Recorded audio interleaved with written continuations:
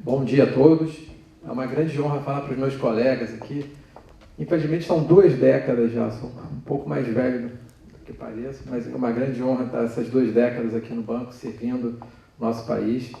Agradecer à Associação de Funcionários, que nessas últimas 2 décadas eu acompanho pelo seu trabalho, pela sua seriedade, pelo seu compromisso, ao convite para falar aqui. Dizer que também me sinto muito honrado de dividir a mesa com o nosso diretor jurídico, Felipe, também é uma referência aqui do banco, e com o presidente do capítulo, o coordenador do capítulo do BGC Rio, Dr. João Laudo de Camargo, ex-diretor dessa casa, ex-diretor da CVM, mas principalmente uma pessoa que eu gosto sempre de associar ao conceito de capital cívico. Quando a gente convida o Dr. João para falar no seminário, para uma reunião, para um projeto, para participar do conselho, ele nunca fala não, né? Ele nunca não tem tempo, né? Nunca é um dia ruim, né? Então, é uma pessoa que se coloca numa missão, né? A missão de fazer o Rio melhor, a missão de fazer a nossa sociedade melhor. Isso realmente nos estimula, né? Eu, então, tendo a questão do tempo em mente, né, gostaria de fazer uma reflexão com todos vocês aqui sobre 3 pontos. O problema da confiança, que é um problema mundial, o compliance como oportunidade para as organizações e, finalmente, o que torna um programa de compliance efetivo, seja para uma estatal ou seja para uma empresa privada, uma empresa aberta. Aqui, rapidamente, foi uma pesquisa da OCDE, mostra que o brasileiro, em resumo, é inovador, é empreendedor. Mas tem um problema aí. A gente está lá embaixo, por quê? Num ranking desse gráfico, né? Nós temos uma dificuldade em cooperar dentro das empresas e entre as empresas. Essa dificuldade de cooperação, ela nos coloca numa posição ruim num ranking de inovadores e colaborativos. Portanto, resumo, nós somos inovadores, mas não somos tão colaborativos quanto a concorrência. Falando um pouco aqui dos valores, o valor da confiança nas empresas, né? Um argumento, né, quando se fala do compliance, do ambiente de negócios, da ética empresarial, muitos empresários falam, é mais um custo, é mais uma burocracia, é mais uma lista a ser repassada. Quais são os benefícios do compliance? Aqui, muito claramente, né, as empresas onde a confiança, o Dr. João já falou da importância da confiança nas organizações. A confiança torna as empresas pelo menos 22% mais lucrativas e 20% mais produtivas, segundo o Gallup Institute. Os empregados que têm a sua atividade dentro de um ambiente de confiança são 76% mais engajados na média e 50% mais produtivos, segundo o Neuroscience of Trust. E aí vem o corolário, né, da confiança nas organizações, que é a reputação, né, que é um desafio das organizações privadas e das organizações públicas.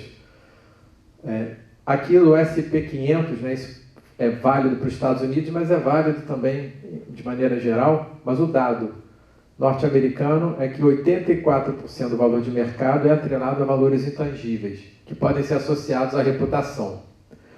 Os riscos reputacionais são a maior preocupação dos conselhos de administração. Essa é uma realidade que o Dr. João também já conhece muito bem. E, falando aqui em números, né, a questão da reputação que está envolvida nesse problema da confiança. Entre 2002 e 2015, 6 bilhões de multas foram aplicadas pelo SEC ou pelos órgãos de controle norte-americanos, né? E aqui no nosso país mesmo, né, o acordo de leniência do Odebrecht com o DOJ e com o SEC chegou a montante de 3,5 bilhões de dólares. Então vejam que os valores realmente são impressionantes. Voltando à confiança, né, será que a confiança no Brasil é maior ou menor do que no resto do mundo? Ou existe alguma organização que está livre do problema de confiança? Infelizmente não, né? Se checarmos as ONGs, as empresas a própria mídia e principalmente o governo.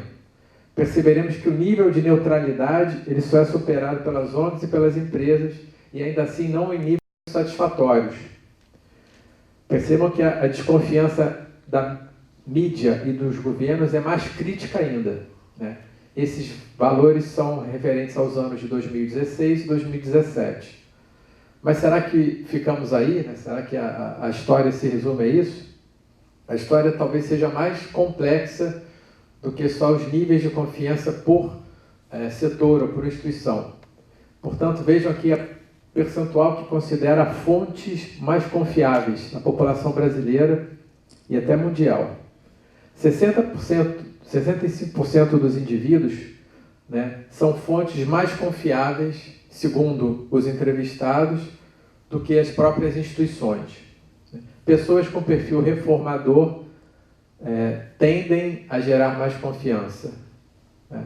E também, que é um dado preocupante, como o Felipe já tocou, as informações mais confiáveis para o público em geral são as informações vazadas, não as informações dos comunicados de imprensa ou os comunicados oficiais das companhias. Então, aqui se coloca o problema da confiança, que vale para quem pensa em ética empresarial, que vale para quem quer a melhoria do ambiente de negócios. Esse problema é colocado de uma forma muito simples, de dilema, né? Talvez de um falso dilema, como a gente vai ver, mas é preciso confiança para cooperar, também é preciso cooperar para ganhar confiança, seja na interação entre empresas ou na relação público-privada, público-público. Então, se coloca aqui o problema da confiança. A legitimidade e a eficiência, né, são as questões do momento, seja para os governos, sejam para as empresas, para os bancos de desenvolvimento. Né, como é que eu legitimo a minha missão? Né, como é que eu coloco, induzo um senso de propósito nos meus colaboradores, nos meus empregados? Como é que eu comunico a minha relevância para o grande público? Né? Esse é um debate ético. Né? Esse debate envolve escolhas e comportamentos. Os questionamentos éticos, então, vão além do lucro, né?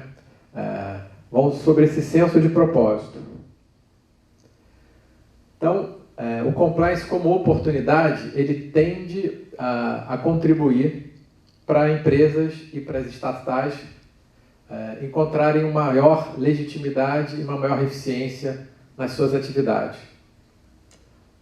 Decisões de empresas devem também se basear em pareceres e opiniões de múltiplas fontes de evidência, fazer o melhor juízo das informações disponíveis. Né? Falando em compliance, a gente fala em prevenção, remediação e detecção de riscos. Né?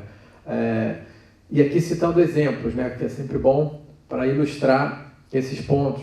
Né? Numa reunião com 10, 12 pessoas, seja aqui no banco, seja fora do banco, seja numa administração direta, indireta, onde vai se procurar solucionar um problema ou se endereçar uma questão.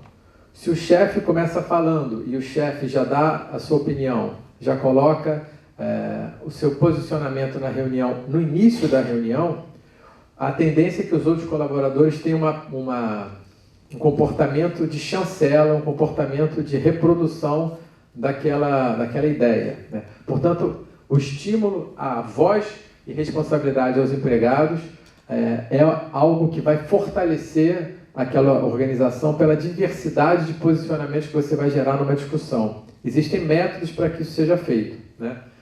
E aqui eu me socorro, então, de alguns casos que valem a pena ser citados, que não são de estatais, mas que revelam como a gente chega no senso de propósito em programas de compliance de integridade efetivos. Né? O caso mais emblemático de reputação é um caso que aconteceu muito antes das pessoas pensarem sequer em programas de integridade ou mesmo na importância da reputação. Esse caso aconteceu em Chicago, nos Estados Unidos, em 1982, onde 7 pessoas morreram sob a suspeita de ingerirem veneno contido no Tilenol, que era o maior produto à época em termos de vendas da Johnson & Johnson. Né? Então, todos os gerentes da Johnson & Johnson, naquele momento, eles demandaram a retirada dos supermercados e dos pontos de venda, farmácias, do Tilenol. Essa decisão foi tomada exclusivamente pelo nível gerencial da organização, é importante que se diga isso. E implicou num prejuízo imediato de 100 milhões de dólares. Isso foi feito na região de Chicago, e após foi chancelado pela direção da Johnson & Johnson. Esse prejuízo de 100 milhões de dólares depois se tornou, foi recuperado, e a reputação de Johnson & Johnson foi retomada num movimento muito rápido naquele sentido. Né? Percebam que aqui você tem, então, a voz e responsabilidade dos empregados. Né? Isso foi permitido porque a Johnson & Johnson tinha algo, literalmente na pedra, né? Dizendo que a maior missão deles era atender bem os clientes. Né? É claro que quase toda empresa hoje em dia fala isso, mas eu chamo a atenção para o fato de que isso foi comprovado por uma ação a nível gerencial daquela empresa. Né? Então, outro exemplo que eu gosto de citar, que comporta esse questionamento ético, a questão sobre o futuro da empresa, né? As decisões, como são tomadas as decisões, e o tone of the top, né? o tom do dono da empresa ou do comando da empresa. Havia, na década de 70 e 80, quem for um pouco mais velho aqui vai lembrar, a Toyota chegou nos Estados Unidos e ela não era uma marca com uma grande reputação, muito pelo contrário. Né? A GM, General Motors, era uma das maiores empresas que já existiu, né? Seja em termos geográficos, seja em termos de faturamento, era um gigante. Né? E então a Toyota entrou no mercado automobilístico norte-americano. Com o passar do tempo, ela foi obtendo sucesso, ela foi obtendo reputação. Né? E então os executivos da GM quiseram saber o que estava acontecendo dentro da Toyota. A Toyota prontamente recebeu os executivos da GM, abriu suas fábricas, abriu suas práticas, para que os executivos da GM então entendessem qual era o segredo da Toyota.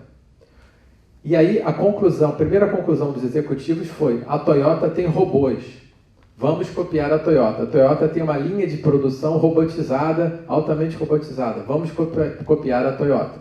Então fizeram uma linha de produção altamente robotizada. Não deu certo. A Toyota continuou crescendo, a GM continuou decaindo na sua participação no mercado automobilístico. Então os executivos da GM se reuniram novamente e falaram: o que está além disso? A Toyota tem os círculos de qualidade. Ela reúne os seus empregados, eles discutem quais são os defeitos da linha de produção naquele momento. E todos os empregados são premiados por revelarem esses defeitos. Eles chamam, inclusive cunharam um bordão: defeitos são preciosos. Então eles colocavam na linha de montagem uma corda, cada empregado da Toyota que suspeitava de algum defeito puxava essa corda. O problema é que numa linha de produção, qualquer interrupção custa muito caro. Então você acionar uma corda daquelas tinha um custo de $10 mil. $10 mil era muito maior do que o salário daquela pessoa que poderia puxar a corda. Né? Então, o que mostra que havia um sentido de confiança da gerência, da administração, no funcionário da Toyota. Então, a GM foi e falou: vamos copiar as cordas. A GM colocou as cordas nas linhas de produção. Não funcionou. Primeiro porque os empregados da GM tinham já questões de relacionamento muito conflituoso com a gerente. Eles começaram a puxar as cordas, pelo que falam, sem motivo aparente, e os gerentes da GM começaram a amarrar as cordas, a colocar as cordas de forma que fosse impossível puxar essas cordas. Então a GM foi de novo na Toyota e falou: vamos fazer uma joint venture, já que eu não posso derrotar, eu vou me unir a vocês. E montaram uma fábrica junto. Eles produziram os mesmos carros, com a mesma qualidade, com o mesmo motor, com a mesma cor. A única diferença é que saía da fábrica um carro com símbolo da GM e um carro com símbolo da Toyota. Esse mesmo carro que saía da mesma fábrica, com a mesma cor, com o mesmo motor, no caso da Toyota era vendido por $3.000 a mais do que no caso da GM. Então percebam que reputação, compliance, confiança, né, integridade tem valor, né? Mas o que realmente torna então esses programas efetivos, né? Segundo, outro caso que eu gosto de citar é o da Nestlé na África, né? A Nestlé tem várias fábricas na África, uma dessas fábricas houve uma convulsão social num determinado país africano e as pessoas então começaram a saquear supermercados, invadir bancos, quebrar prédios públicos, e a única fábrica que não sofreu nenhum tipo de dano foi a fábrica da Nestlé. Por quê? Porque a polícia e o exército cercaram essa fábrica? Não, porque a população se reuniu em frente àquela fábrica e impediu que fizessem saques naquela fábrica, graças ao nível de emprego, ao nível de tratamento ético que a Nestlé dispensava àqueles funcionários. Então, todos esses exemplos são reais, esses exemplos aconteceram, e eles nos indicam algo que é proveitoso, seja para organizações estatais ou não, que é como tornar programas de compliance efetivos. Então, a administração tem que estar comprometida, né? Precisa haver um nível de confiança, dar voz aos seus empregados, e você realmente criar neles um senso de propósito, né? O indicador mais expressivo da efetividade de um programa, então, é o comportamento dos líderes e funcionários da organização. A disseminação dos valores e da cultura organizacional exerce o maior impacto positivo sobre o comportamento dos líderes e funcionários. Então, é uma estratégia baseada em valores. A tendência majoritária é que o desenvolvimento dos programas de integridade, então, se foquem não simplesmente em regras. E aqui o motivo é muito simples. Como já foi apontado aqui pelo João Laude Camargo, a criatividade humana é muito grande.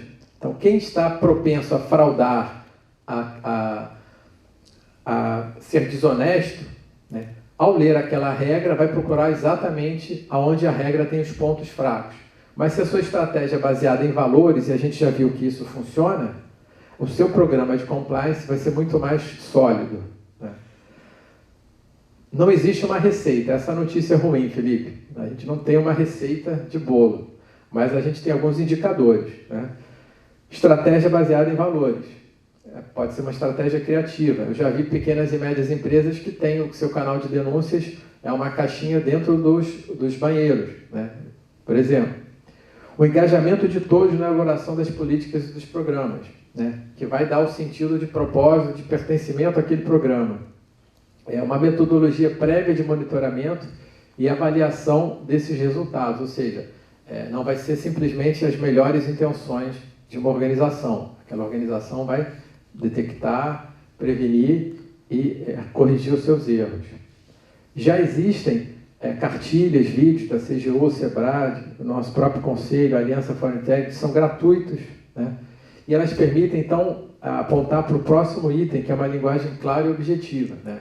O professor Dan Ariely, vários psicólogos comportamentais, e aqui eu destaco exatamente o caráter interdisciplinar do compliance, não é só para advogados ou contadores, para administradores, eles destacam que o que dá senso de propósito, né, em qualquer organização, ou qualquer comunidade, ou igreja, clube de futebol, é uma linguagem comum, clara e objetiva. O uso das mesmas expressões, o uso de expressões que façam sentido para aquela comunidade, né? Isso é muito claro se a gente pensar nos economistas, pensar nos advogados, pensar nos empregados estatais, né? Se você tem uma linguagem clara e objetiva, uma linguagem que te permita gerar um nível de comunidade, essa linguagem vai gerar uma narrativa e um senso de propósito. Agora, é claro que essa narrativa e esse senso de propósito dentro de uma política de integridade, de um programa de integridade, ela só vai ter valor se ela for chancelada, se ela for exercida na prática. Portanto, de nada adiantaria que a Johnson & Johnson falasse que a prioridade dela é os clientes, e quando o Tilenol tivesse a suspeita de envenenar os seus clientes, ela simplesmente negasse o fato, ou simplesmente atuasse de uma forma reativa, né? Ao atuar de forma proativa, inclusive tendo despesas, sofrendo prejuízos, ela mostrou que ela realmente levava a sério aquele compromisso. E eu gostaria então de fazer o caso reverso, né? O caso onde os valores, e até existe uma ética, mas essa ética não é exatamente uma ética que a gente poderia elogiar, que é o caso de um banco de investimento norte-americano que tinha no hall de entrada da sua sede, também escrito numa pedra, né? Na pedra, os dizeres que representavam a ética daquela organização, que era: a única coisa que importa é o lucro.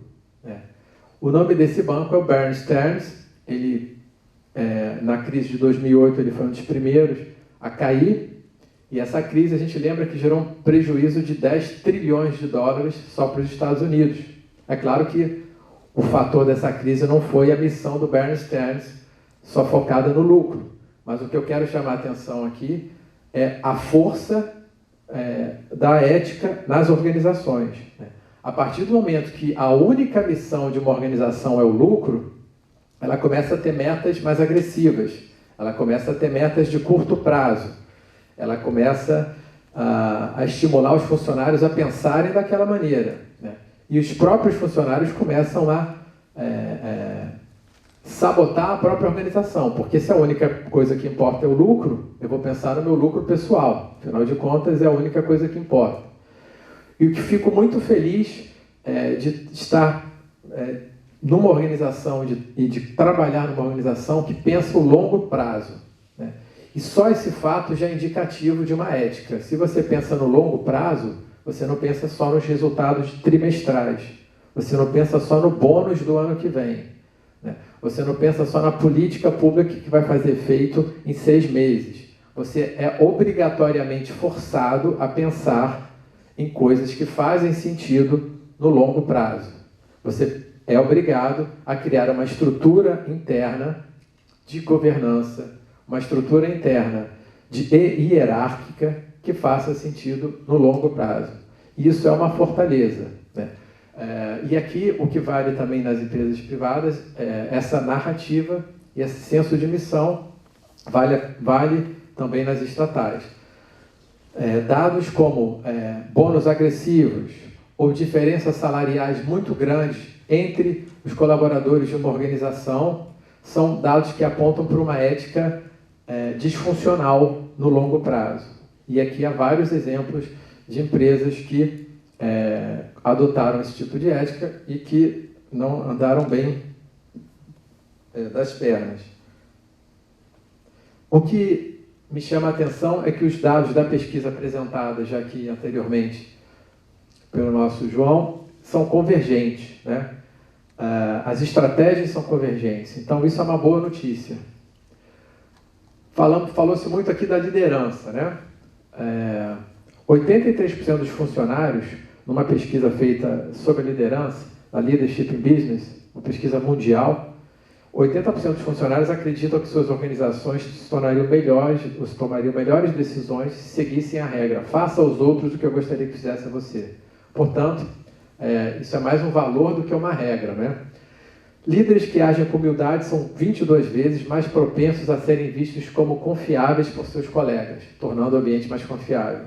Líderes que cultivam o hábito de dar uma pausa para refletir sobre valores e propósitos são 11 vezes mais eficazes. Gerentes que não fazem perguntas sobre o certo e errado são 14 vezes mais propensos a falhar. Isso aqui tudo indica o valor do debate ético dentro de uma organização. Uma organização sem debate ético é uma organização mais propensa, mais tendente a não gerar valor no longo prazo, a se tornar irrelevante, a ver os seus riscos reputacionais se tornarem realidade, ou se tornarem só riscos potenciais, mas riscos reais. E, finalmente, aqui já acabando, houve uma análise empírica global da governança e a cultura de liderança, e os seus impactos foram vistos 36 mil funcionários em 17 países, e mostrou, então, quais eram as culturas organizacionais e os seus tipos: autocrático, baseado em regras, e humano. E aqui eu chamo a atenção, mais uma vez, para a organização humana, né? Focada nas equipes, direção de autogovernança, engajamento, autonomia, confiança. O que guia as ações e os comportamentos são os valores elevados. Focadas também, né, em níveis mais altos para os indicadores de desempenho financeiro, satisfação do cliente, inovação, lealdade do empregado. Portanto, são resultados reais, são resultados efetivos, são resultados palpáveis, né? Não é só uma questão das melhores intenções, elas efetivamente apresentam resultados. E atinge os menores níveis de má conduta observada. Aqui é uma relação direta entre a sua ética organizacional e os seus resultados, né? Portanto, dá resultado. Ainda aqui os benefícios esperados, financeiros, conhecimento, legal, regulatório e negócio, mas eu queria mais falar especificamente agora das estatais, só para dar um direcionamento em 2 pontos que, ao que me parece, né, pessoalmente falando, eu acredito que sejam grandes ferramentas, grandes armas que as estatais dispõem hoje para gerar esse ambiente ético, para gerar uma ética empresarial que seja uma ética empresarial sólida e que permita essa organização prosperar ao longo do tempo. E eles se chamam Carta Anual e Relato Integrado. A importância da Carta Anual acho que ainda não foi devidamente compreendida nas estatais. A Carta Anual é um momento onde a estatal ela pode traçar, junto com o seu conselho de administração, o seu propósito e a sua missão num espaço de tempo que não seja tão longo, mas que faça sentido. É a oportunidade que a estatal tem de comunicar à sociedade, comunicar aos órgãos de controle, né, comunicar a uma coisa que está na moda agora, que são os stakeholders, como ela vai gerar valor, qual o seu propósito, qual o seu nível de transparência, como ela pode melhorar o seu nível de transparência. O relato integrado seria o final do caminho, onde essa organização, ela dentro de um debate ético interno, porque ele só pode ser formulado efetivamente se ele for objeto de um debate dentro da auditoria, dentro do jurídico, dentro do administrativo, dentro do financeiro, dentro do comercial, o relato integrado, então ele exige o debate ético.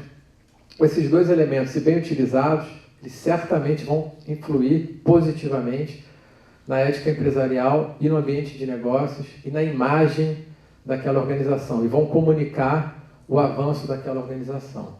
Queria agradecer uma vez toda a atenção, dizer que foi uma grande honra falar aqui na minha casa, na nossa casa, né? E agradecer mais uma vez à Associação dos Funcionários.